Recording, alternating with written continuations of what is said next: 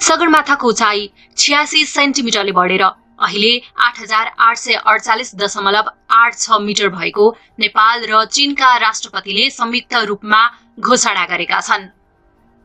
सगरमाथा हाम्रो हो, हामी नेपालीहरूको। सगरमाथाको उचाइमा किन जोडियो चीन? पूरा जानकारी पाउन यो भिडियो अन्त्यसम्म हेर्नुहोला। सगरमाथाको उचाइ 86 सेन्टिमिटरले बढेर 8848.86 मिटर भएको नेपाल र चीनका राष्ट्रपतिले संयुक्त रूपमा घोषणा गरेका छन्। नेपालकी राष्ट्रपति विद्यादेवी भण्डारीको सन्देश, परराष्ट्र मन्त्री प्रदीप कुमार गेवाली र चीनका राष्ट्रपति सी चिनफिङको सन्देश स्टेट काउन्सिलर वाङ यिनले वाचन गरेर सगरमाथा चिनिया भाषामा चोमोलोङमाको उचाइ घोषणा भएको हो। दुवै मुलुकका राष्ट्रपतिले मंगलबार विदेश मन्त्रीहरू मार्फत जारी गरेको सन्देशमा सगरमाथा र चोमोलोङमाको उचाइ संयुक्त रूपमा घोषणा गर्न पाउँदा खुसी लागेको उल्लेख गरेका थिए। नापी विभागमा आयोजित सगरमाथाको उचाइ घोषणा तथा सम्मान समारोहमा गेवालीले सगरमाथाको उचाइ विश्वसनीयता र प्रामाणिकताको लागि चीनलाई सहभागी गराइएको बताएका थिए। त्यसो त सगरमाथा नेपाल र चीनको सीमामा पर्छ। सगरमाथाको टुप्पो भने नेपालमा पर्छ। सगरमाथाको दक्षिणमा नेपाल छ भने उत्तरमा चीन। त्यसैले पनि सगरमाथाको उचाइ घोषणामा चीनलाई सहभागी गराएको मन्त्री गेवालीले बताए। सगरमाथाको उत्तरी पाटो जनवादी गणतन्त्र चीनसँग सम्बद्ध छ। त्यसो भएर यसको उचाइ संयुक्त रूपमा घोषणा गर्नु आवश्यक थियो। यसको विश्वसनीयताका लागि उनले थपे।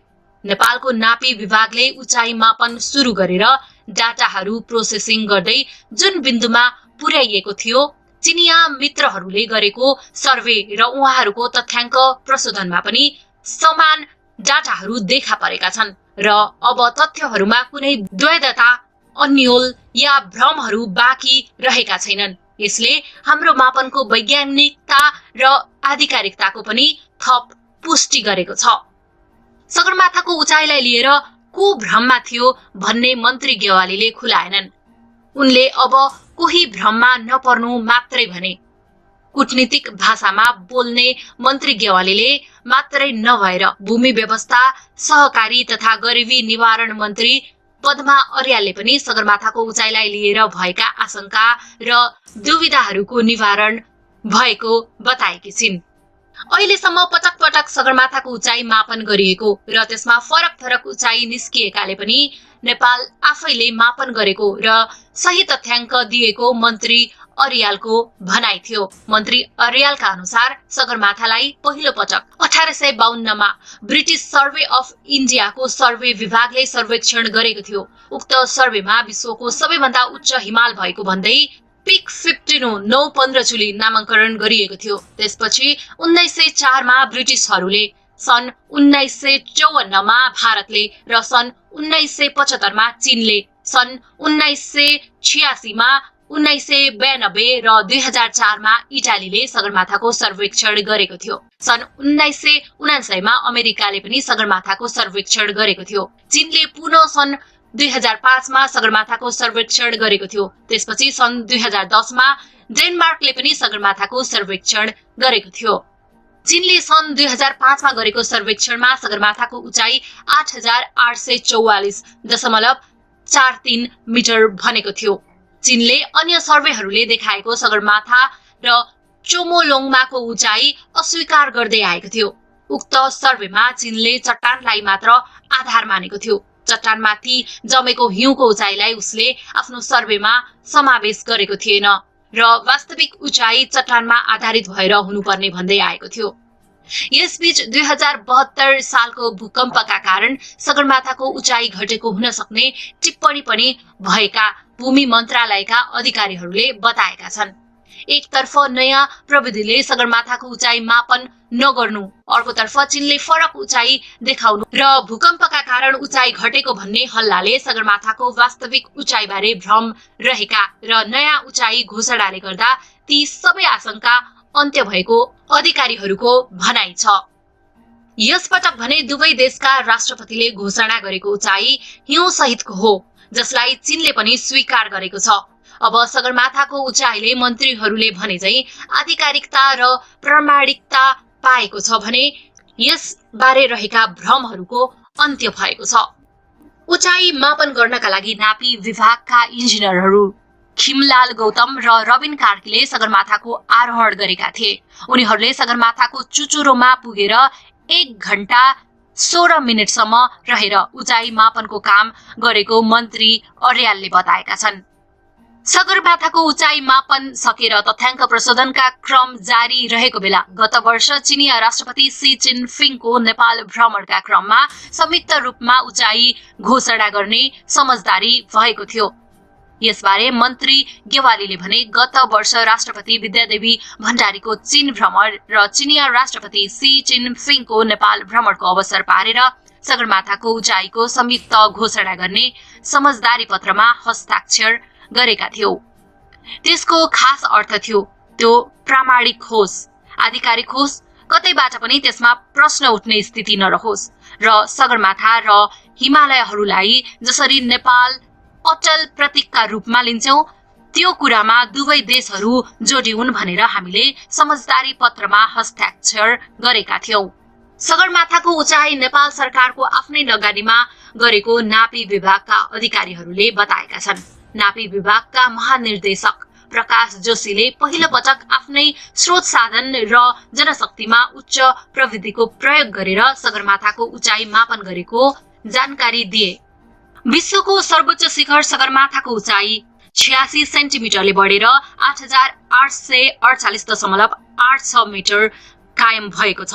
नेपालले पहिलो पटक आफ्नै स्रोत साधन र जनशक्तिको प्रयोगले सगरमाथाको उचाइ मापन गरेको हो। सगरमाथाको नयाँ उचाइ सार्वजनिक गर्न भएको समारोहमा परराष्ट्र मन्त्री प्रदीप कुमार गेवाली र भूमि व्यवस्था सहकारी तथा गरिबी निवारण मन्त्री पद्मा कुमारी अर्यालले सगरमाथाको उचाइ बढ्नु नेपालको निम्ति अविस्मरणीय र गौरवपूर्ण घटना भएको बताउनुभयो। नेपालको पहिचान र गौरवका रूपमा रहेको सगरमाथाको उचाइ मात्र घोषणा भएको छैन। नेपालले आफ्नै जनशक्ति र स्रोत व्यवस्थापन गरी नेपाली प्रविधिबाट भएको यो अविस्मरणीय र गौरवपूर्ण क्षणले नेपाली प्राविधिक क्षमताको उचाइमाथि पुगेको बताउनु भएको छ।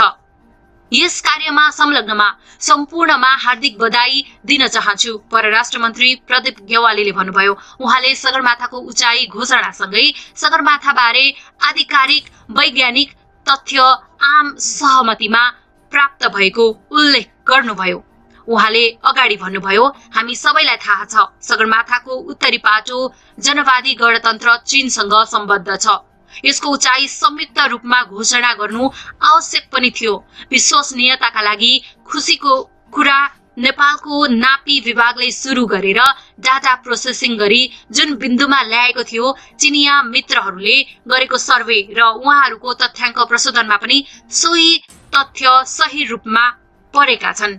यसले अब तथ्य र एक रूपता पनि कायम गरेको छ। परराष्ट्र मन्त्री गेवालीले भूमि व्यवस्था मन्त्रालयबाट यस वर्ष भएका 2 महत्वपूर्ण काम नेपालको राजनीतिक तथा प्रशासनिक नक्सा र सगरमाथाको नयाँ उचाइ मापन कार्य सम्पन्न भएकोमा मन्त्री अर्याललाई धन्यवाद ज्ञापन गर्नुभयो। मन्त्री गेवालीले जलवायु परिवर्तनको जोखिमका कारण नेपालका हिमालय काला पत्थरका रूपमा परिणत हुँदै जानु ठूलो चुनौतीको विषय भएको उल्लेख गर्दै यस्ता जोखिमबाट हिमालय क्षेत्रको संरक्षणका लागि सरोकारवाला देशसँग नेपालले विशेष चासोका साथ कुरा उठाइरहेको जानकारी दिनुभयो।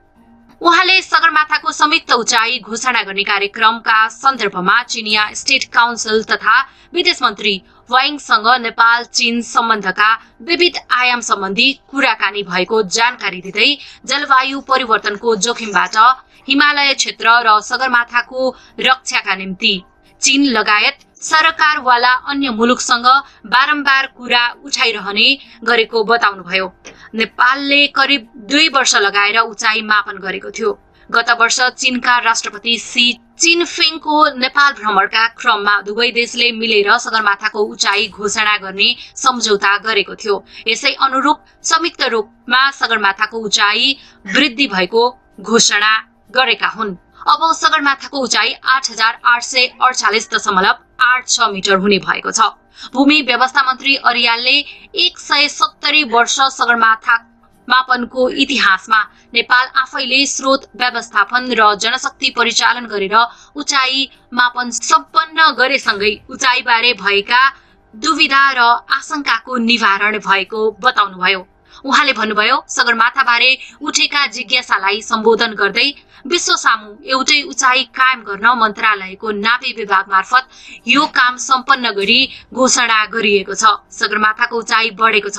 आजको दिनदेखि सगरमाथाको उचाइ मात्र होइन, नेपाल र नेपालीको सम्मान र स्वाभिमान पनि बढेको छ। भूमि व्यवस्था मन्त्रालय नापी विभागले सगरमाथाको उचाइ मापन गरेको हो। विभागले 13 करोड रुपैयाँ खर्च गरेर झण्डै 2 वर्षको अवधिमा सगरमाथाको उचाइ मापन सम्पन्न गरेको थियो। विक्रम सम्वत 2072 मा गरिएको भूकम्पपछि सगरमाथाको उचाइ गतबत भएको हुन सक्ने विषयमा अन्तर्राष्ट्रिय बहस सुरु भएपछि नेपालले पहिलो पटक आफ्नै स्रोत साधनमा सगरमाथाको उचाइ मापन गरेको हो।